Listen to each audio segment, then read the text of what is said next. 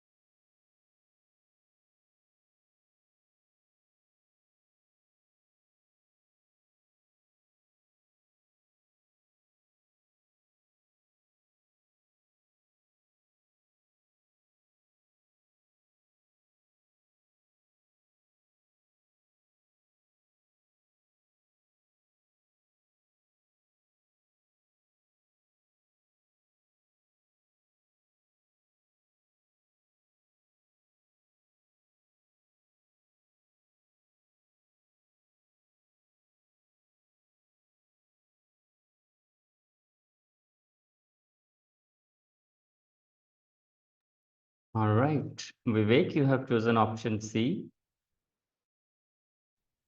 Yeah, it's about. So I'm not very sure, but we are already at point even all the risk reserve is kind of we are utilized. So uh, by reviewing the cost baseline, we will be checking that if there is a reserve, like contingency reserve is still available, and we can mitigate if any future risk, like because there are still way to go. So with the contingency reserve, we'll be able to still manage or not. That's the way, going with option C.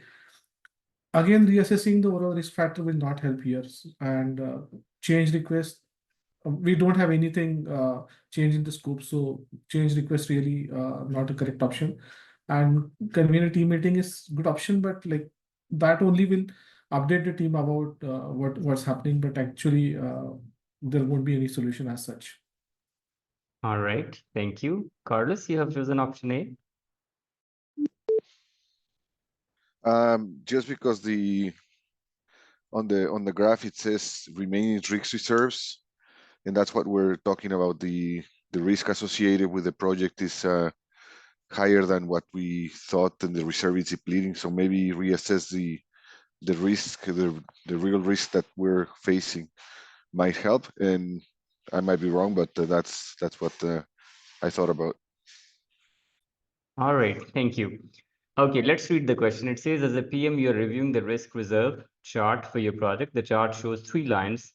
Ideal, which is dashed green line. You could see a diagonal line here. And planned solid red line and actual solid blue line, remaining risk reserve.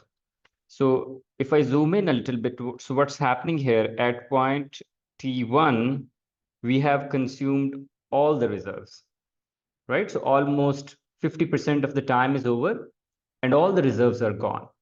So it means you need some money extra reserves for this duration because there would be risk items. Now, if we read the option, reassess overall risk factor, I'll park it, I'll come to it later. Raise a change request. We don't directly raise a change request. First, we do the analysis. Remember, without analysis, we don't raise the change request, so you can easily eliminate this option. Option C, review cost baseline. Now, in cost baseline, what do you have? In cost baseline, we have estimate plus contingency reserve. Reserve you have already consumed, right? So it is 0. So what's the point of reviewing estimates? We're not talking about estimate here, we're talking about risk. So 50% of the project is over, still 50% is there. So reviewing cost baseline would not give us any help in this situation because reserves, we already know they are 0. So again, you can remove this as well. Convene a team meeting. It's a generic option. Convene a team meeting for what? Right? So this doesn't address the problem. So correct answer is reassess overall risk factor. Why? because you need more money, but the question is how much? In order to calculate or quantify how much, assess overall remaining risk factor at this point T1 and see what is the risk factor and how much more money or more funds you need. So in order to quantify the further requirement of funds, you would be assessing the overall risk factor. So correct answer is option A. Let's read the explanation. This type of question is called hotspot question. So you can expect 4 to 5 questions in the exam where there will be a graph and you need to click on the right spot, right? Okay, let's read the explanation.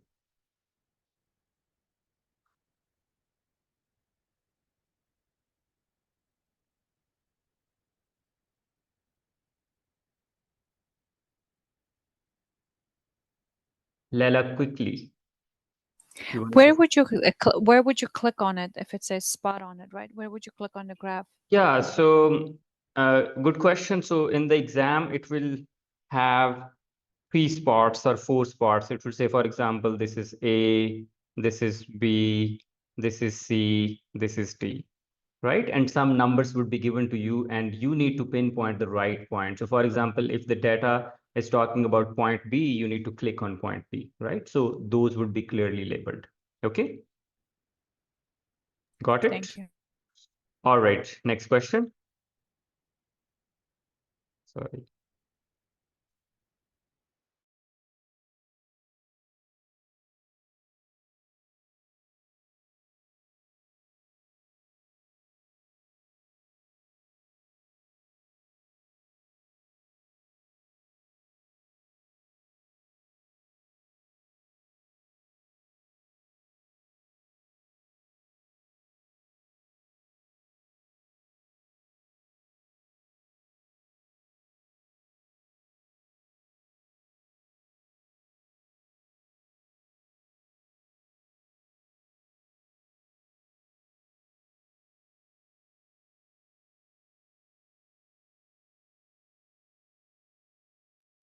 All right.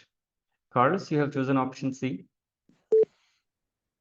Just because by elimination, it would be much better for the team lead to go again to the group and say, present an apology and say there was something wrong or I was given the wrong information, whatever the case was, and to share the accurate information will definitely be conveying a trust message to the sponsors and the stakeholders.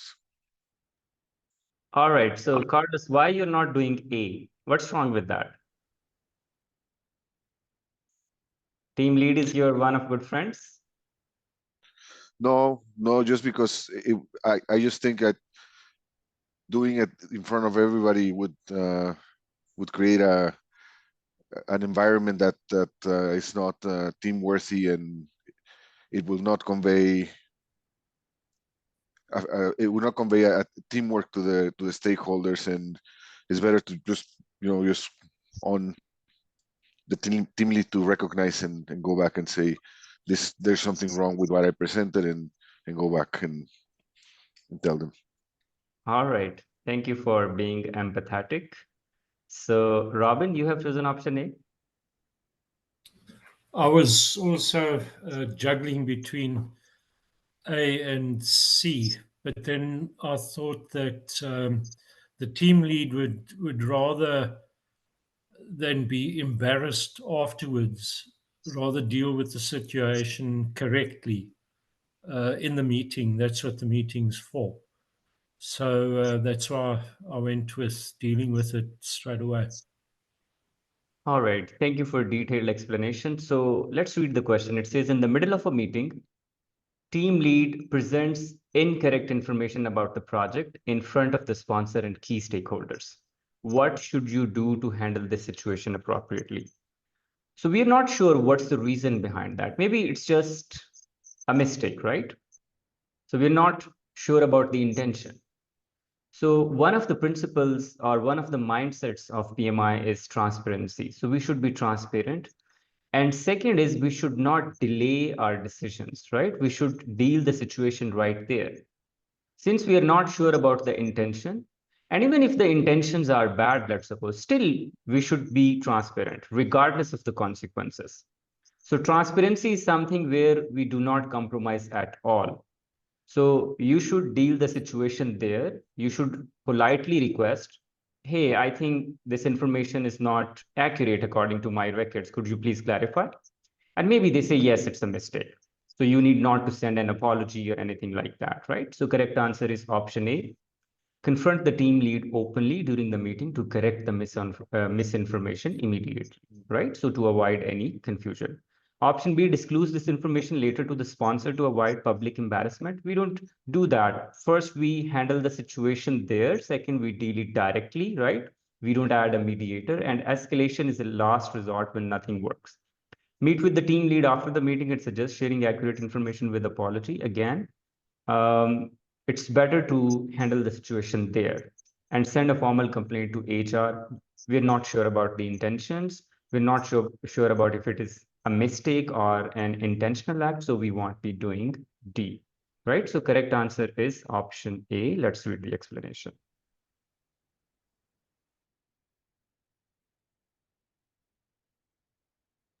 So from exam perspective, whenever you see a misconduct, whenever you see something like that, handle it there, right? And don't have any regard, right? But if something is not in someone's control, then be empathetic, right? Then talk privately. For example, if somebody is not able to improve their performance, right? Their appraisal is not good, talk to them in private, then don't embarrass them publicly, right? Next question.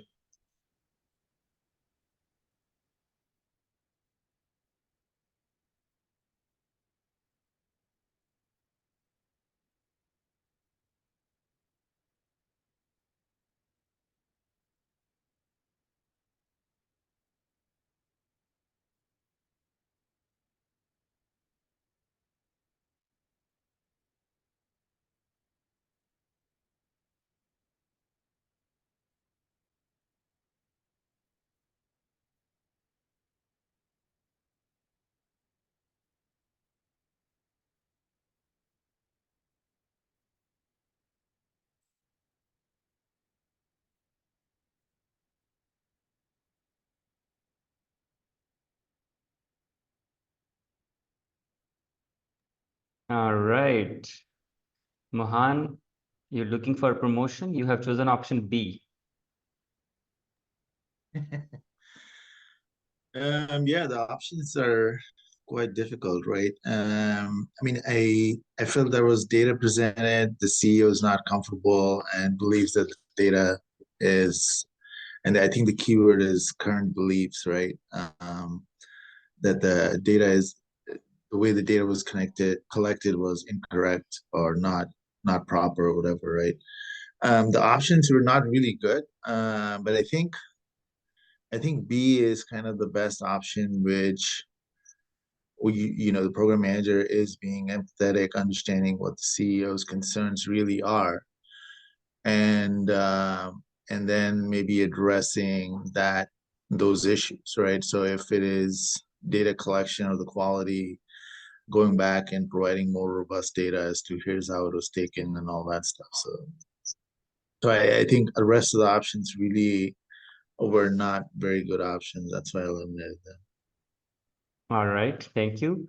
Vas, you have chosen option D.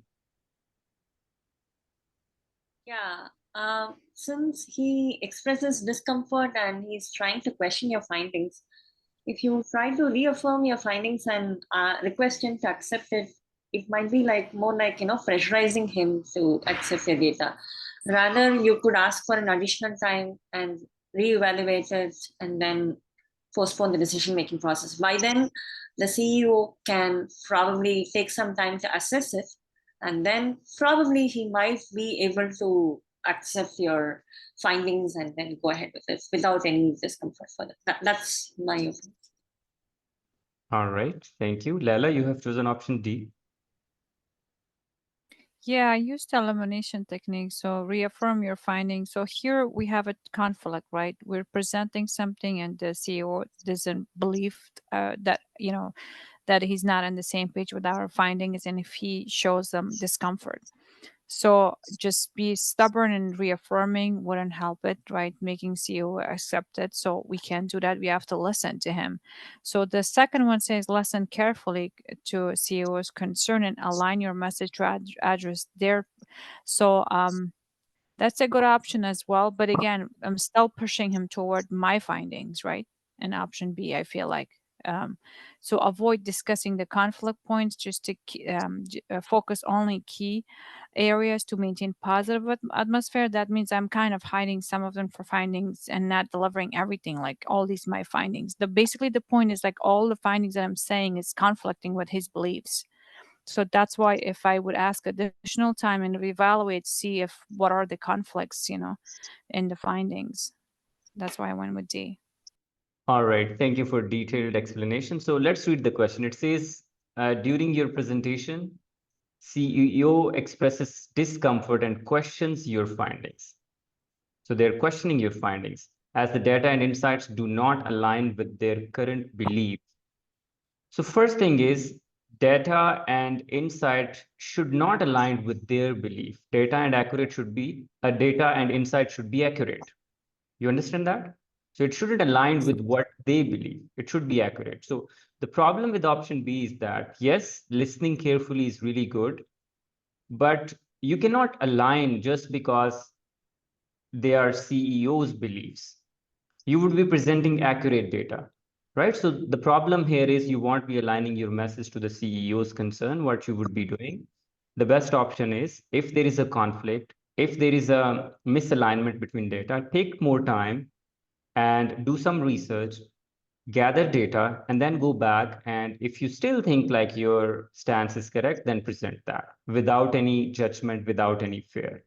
Correct answer is option D, ask for additional time to reevaluate the data and postpone the decision-making process. Option A, as Lala mentioned, it's again, you are just pushing your agenda. We won't be doing that. Option C, avoid discussing the conflicting points and focus on the other key areas. Maybe in real life, normally we do this, but from PMI perspective, we don't do that. So analyze it, get more insight, and then present your findings. So correct answer is option D. Let's read the explanation.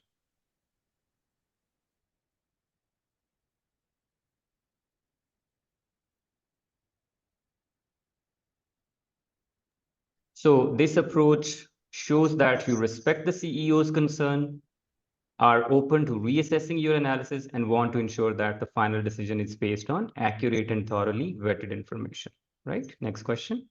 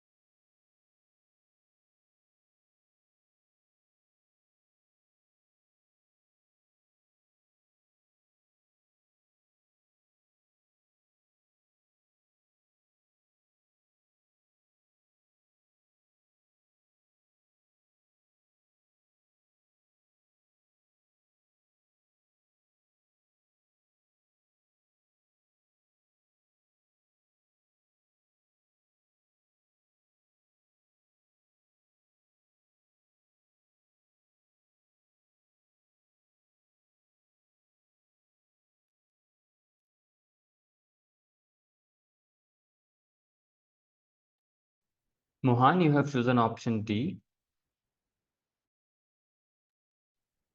Right. So it was a risk that materialized.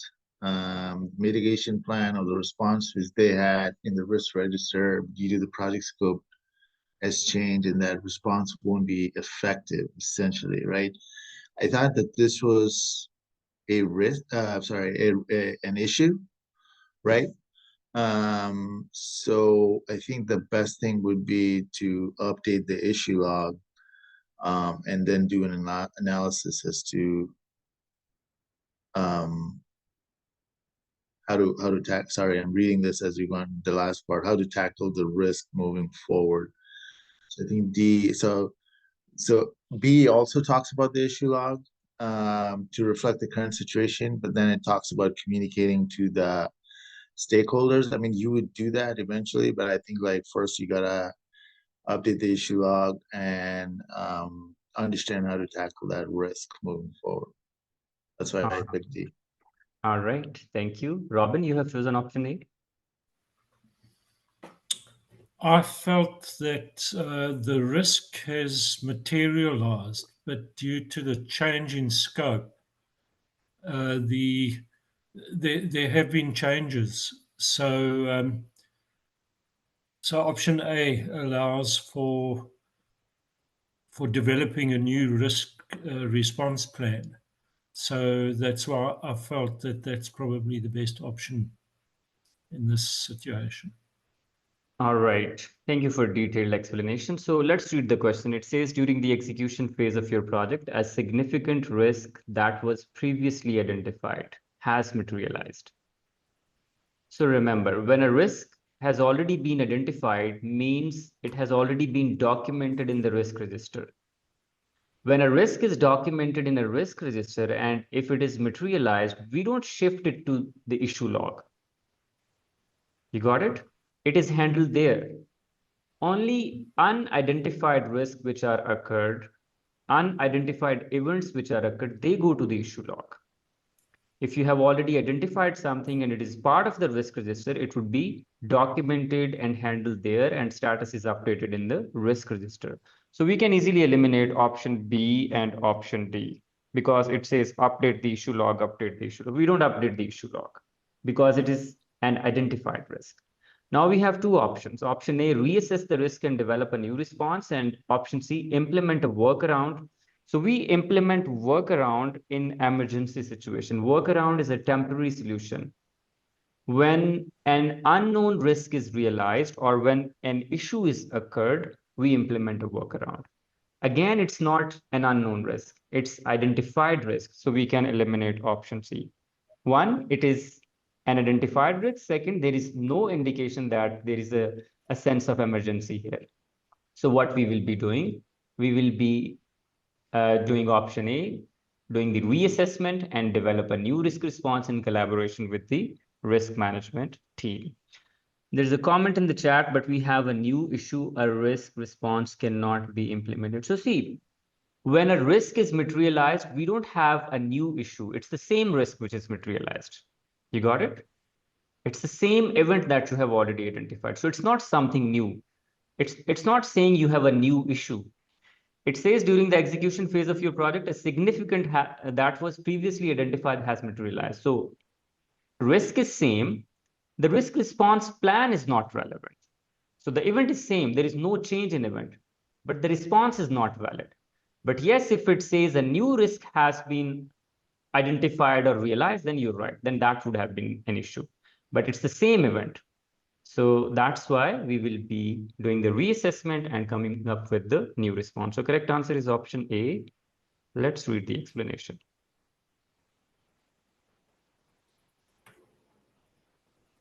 Next question.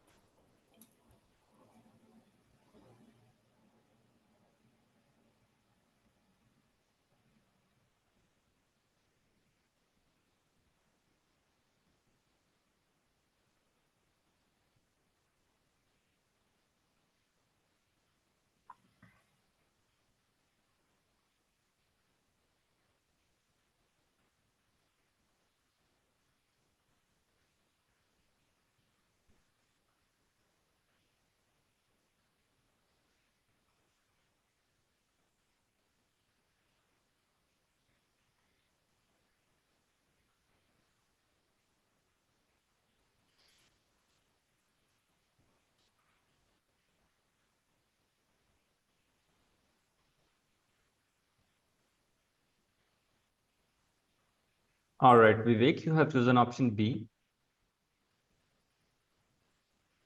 Yes, actually here there is no mention in the question about the project schedule. So leveling is like with resource leveling, we can change the project schedule, and we can move it to the right side also if required. So to mm, to 100% utilize all the resources at the maximum capacity. So option A was talking about schedule. C is also talking about schedule, but here resource leveling is required to give the correct level of work to all the resources. That's like mentioned in the option B. Option D is again related to scheduler time. So only option B with the maximum utilization, which is resource leveling. That's why I'm going with option B. All right, thank you. Vas, you have chosen option C. Yeah, because I went with the word resource leveling. For me, resource leveling means we have to adjust the schedule. And since they had limited resources and overlapping tasks, I probably thought changing the project schedule would resolve that conflict and give enough time for the resources to complete the task. That's what I understood. All right. Thank you for a detailed explanation. So let's read the question. It says you're managing a complex project with multiple overlapping tasks and limited resources.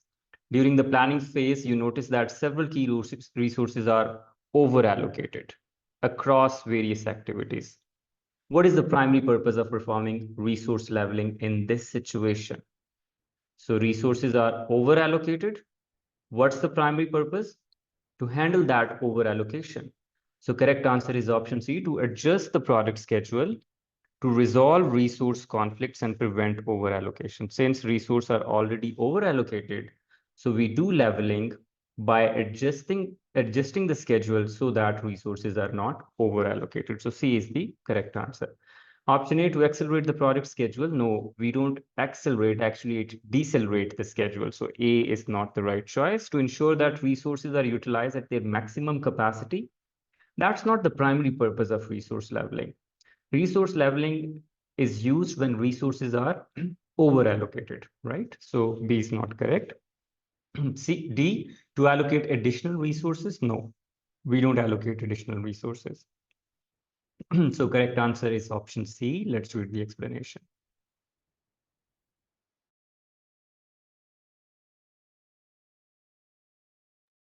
Next question.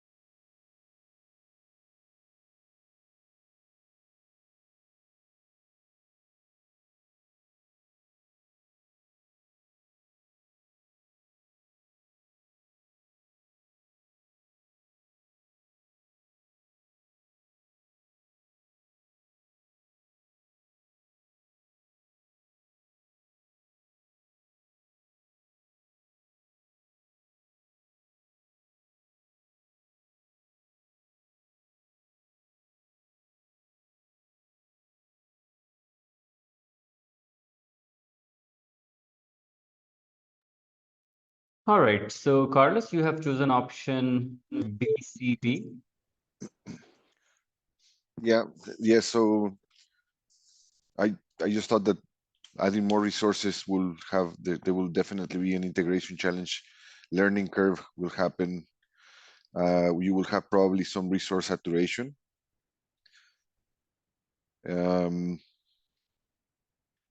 Especially because the diminishing return concept is that you don't get exactly what you're putting in. The more you put in, you might not get the result that you're expecting in that proportion.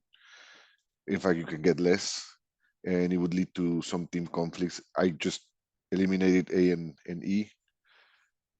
Not sure what overhead communication problem there could be, and the lack of responsibility doesn't seem to me to be something that should be there. All right. Thank you for explanation. I can see different answers. So let me read the question. It says you're managing a project that is currently behind schedule. Sponsors suggest adding more resources to speed up progress. However, you are aware that adding more resources does not always result in proportional output and may lead to diminishing return. So this question is about law of diminishing return. So for example, if one resource produces 100 units, two resources would not produce 200, or three would not produce 300, four would not 400. So it would be one would be 100, two would be 180, three would be 250, four would be 320. So why there is no proportional return? So this is what we call law of diminishing return. The reason is that when you have more people, yes, there is an integration challenge, that is correct. Resource saturation. So for example, there is an optimum number of resources which are required. If you add more resources, they won't give you that level of product because of physical challenges. So for example, let's suppose if you're building a wall, right? And 5 people are working. Now, if you add 10 people, it's not like that all 10 people can work with that level of efficiency because of lack of space and because of movement, right? So resource saturation, that is also correct. Now, the third one is communication overhead. Second is team conflicts. Next is lack of responsibility. So conflicts are not because of team size, right?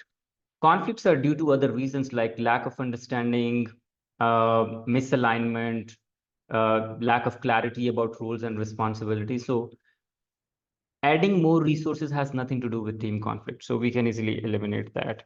And again, lack of responsibility. If we have more people, so it has nothing to do with the responsibility. How more people would impact responsibility of individual. Now, last one is communication overheads. What's that? If you have more people, right, you need to spend more time in communication with everybody. You need more time to keep everybody informed, keep everybody engaged. So there are chances that there would be miscommunication, and that miscommunication leads to less effectiveness, right? So communication overhead. So correct answer is A, B, and C. So we will be getting diminishing return because of communication overheads, integration challenges, and resource saturation. Let's read the explanation.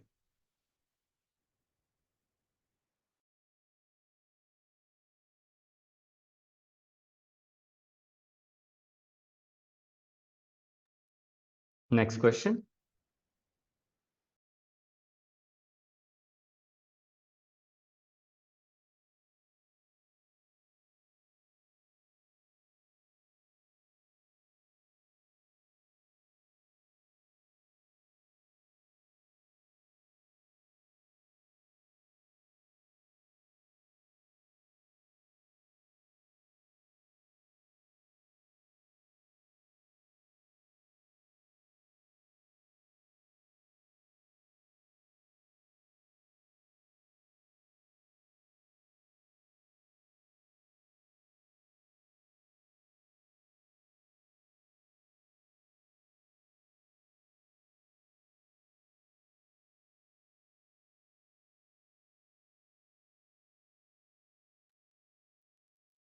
All right, Lala, you have chosen option A.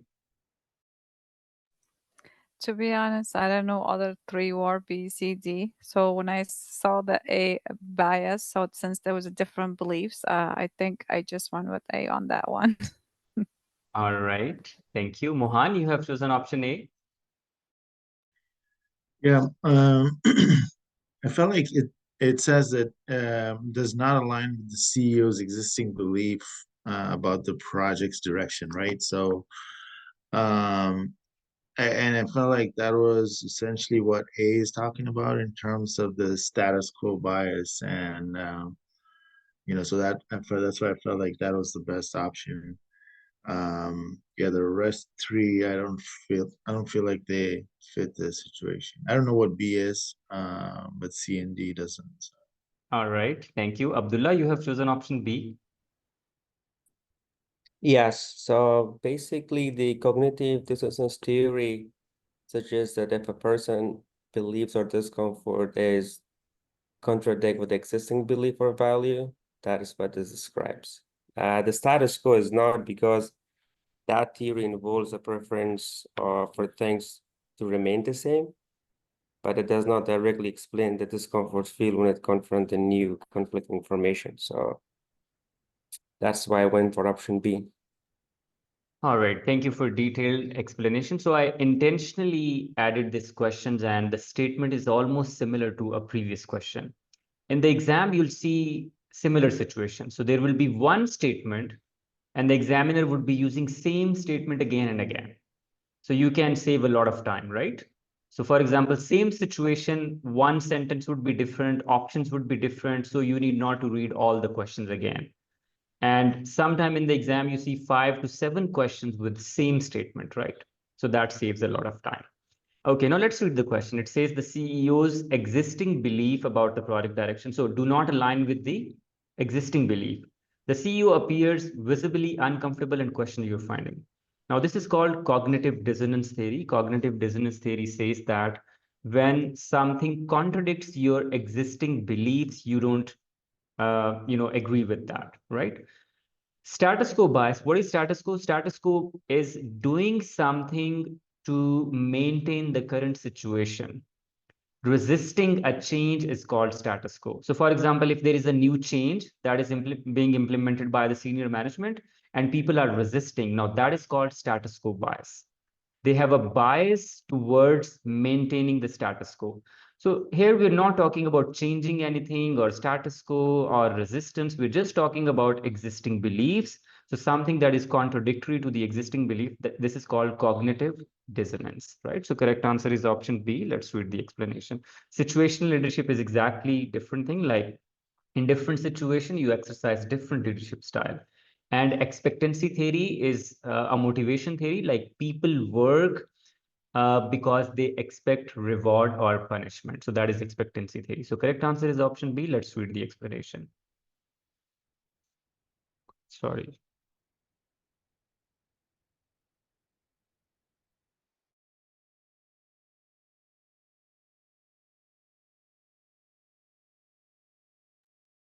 All right, next question.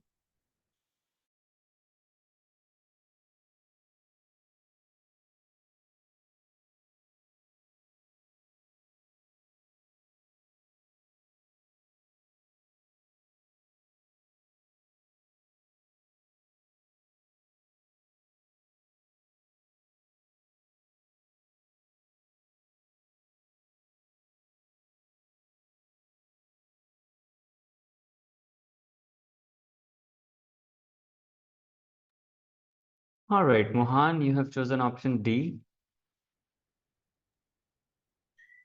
I mean, I felt like that was the safest option. They don't feel comfortable speaking openly because the PM thinks that it might jeopardize his job, right? So A is basically saying speak up openly. So that's why I kind of eliminated that. I mean, D seems to be where you still can address your issues and you are anonymous, and you are making sure that the focus is on the on the issue to resolve it. All right, thank you. Simran, you have chosen option D. Yes, because in the question it says that you're concerned that speaking up might jeopardize the job. So there is already a concern there. So whenever there is a concern, the best approach is to write an anonymous thing, I feel, to the HR department, so that the concern is being conveyed to them without revealing the identity. All right, That's thank the you. process. So I can see almost all the options. Yes, this question is challenging because it varies from individual to individual. Different individuals would be reacting to this situation differently, depending upon their experience or, their personality type. But the key word in this question is this: what should you do first in this situation? So the first option is raise your voice, but keep yourself safe as well. So if you do D, if you submit an anonymous complaint to the HR department to bring attention to the issue without revealing your identity, so you're doing both things. You're saving yourself, and at the same time, you're raising your voice as well. If this doesn't work, maybe then you would be going with option B. And maybe if B doesn't work, then you would be going with option A. So that's the sequence you would be following, right? So the best option, the first choice that you should do is you should follow already available procedures. Your organization might have procedures, right? If they don't have, talk to the HR department and raise your concern. If this doesn't address the problem, then you can go with other options. So correct answer is option D. All other options, you can do that later. Let's read the explanation.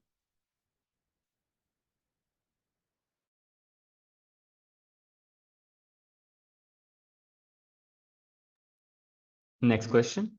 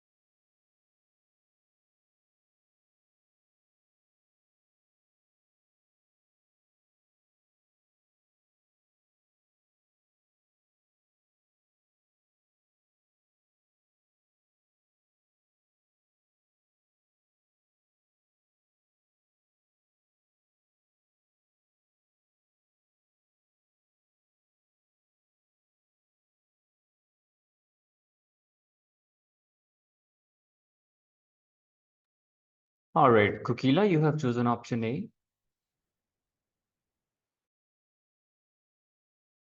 Yeah, the question says some team members suggest using story points, but you have concerns.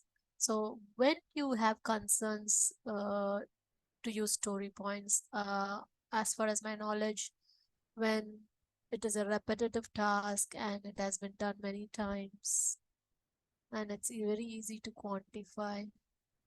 But it's an agile environment. Maybe I have to change my answer. All right, so meanwhile you change, let's talk to Lela. Yeah. Lela, you have chosen option A. So the question is saying that under what circumstance you should not use a story points, right? For the as a method for estimation work. So basically, we have D. When you need a flexible estimate to incorporate uncertainty, of course we can. And when it's uncertainty in Agile, we use story points, so that's can be used. When the client demands precise delivery schedule tied to financial penalties for delays, so even in Agile and story points, we can still do that. Can we do that? So when the team is experienced in Agile and familiar with story points, that's obviously saying that we can use the story points. So it looks like only options that we can use it is when there's a repetitive task. Why we're using a story points, that we could use other methods of estimation. All right, thank you. Vas, you have chosen option C. Yeah. So I went with the keywords. Some members suggested using story points, but you have concerns. That means that you might not be very clear either with the estimate or anything. And we cannot use story points when the client is demanding a precise delivery schedule with financial penalties. In that situation, you cannot risk taking an estimation where it could go wrong or it might need additional time or buffer.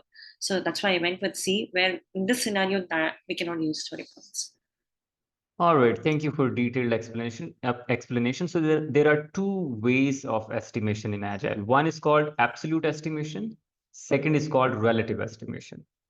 Absolute estimation is called hours-based estimation. So hours-based estimation are very rigid and like they are absolute numbers, like 10 hours. So we can fix it 10 hours, right? On the other hand, story point, it is flexible. Story points are flexible. right? So for example, when we say this user story would take 8 story points and this would take 6 story points, so it means 8 would be taking more than 6. But exactly we don't know what's the time, so we don't fix it. But here what's happening, question says, in which circumstances should story points not be used? So in which circumstances we shouldn't be flexible? This is the question. When the client demands a precise delivery schedule tied to financial penalties, then we can't be flexible, right? So correct answer is option C. Option A, when the product involves repetitive tasks, means team is experienced, so you can use story points. When the team experienced in Agile and is familiar, then definitely you will be using story points. And when you need flexible estimates, I told you story points are already flexible. Absolute estimate or hours-based estimate is not flexible. So when the client demands a precise delivery schedule, then you can't use story points. So correct answer is option C. Let's read the explanation.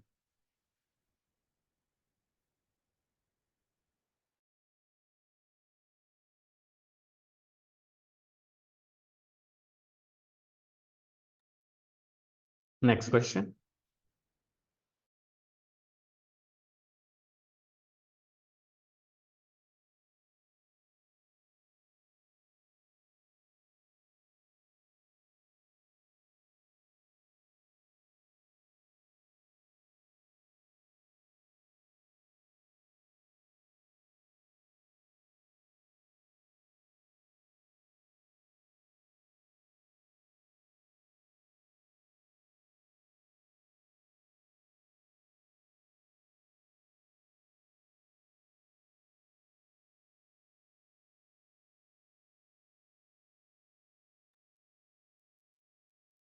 All right, so I intentionally added this question just to remind you, spend some time on earned value, right? You can expect 1 or 2 questions about earned value analysis, okay?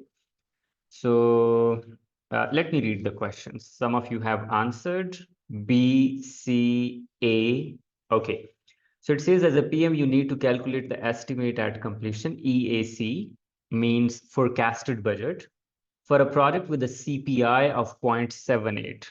So you are already over budget, right? So CPI 0.78 means you're over budget. So you have determined that the remaining work will be completed according to the initial plans. Please pay attention. You have determined that the remaining work will be completed according to the initial plans. What does it mean? It means for remaining work, CPI would be 1. You got it? You have determined for remaining work, you would be proceeding as per plans and without any cost variance. It means for remaining work, CPI would be 1. Which formula should you use to calculate the estimated completion? So if CPI is 1 means CPI is irrelevant. So all the formulas which have CPI, you can simply exclude that. Correct answer is option D. Estimated completion is equal to actual cost plus remaining work. And remaining work is calculated as total work minus work done, right? You won't be having such complex question in the exam regarding earned value, but just look at it CPI and the formula for estimate at completion. So this third formula is relevant, right? So this one, BAC over CPI. Maybe you can expect a question about it. But this question is slightly challenging, but the idea is to help you understand how CPI formulas are used. So correct answer is option D. Let's read the explanation.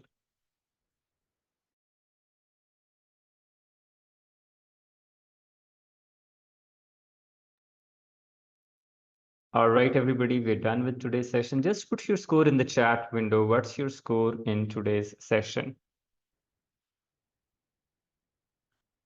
70%, wonderful. I thought today's questions were slightly difficult, but let's see what's your score. 40%, 50%, 60, 50, 50. So yes, I can see 70, right, okay, 30%, 20%. So 30, 20 because you have joined for the first time, so don't worry about it. Gradually, score would improve 40%. All right, so good. I I'm seeing a lot of good progress. Some of you are above 50%. For second time, for first time, good. All right. All right, everybody, my next course starts on 21st of September. Please share this detail with your friends, colleagues, those who are watching on YouTube. You can contact here to get all the details. All right, thank you so much. I'll see you tomorrow. Take care. Bye.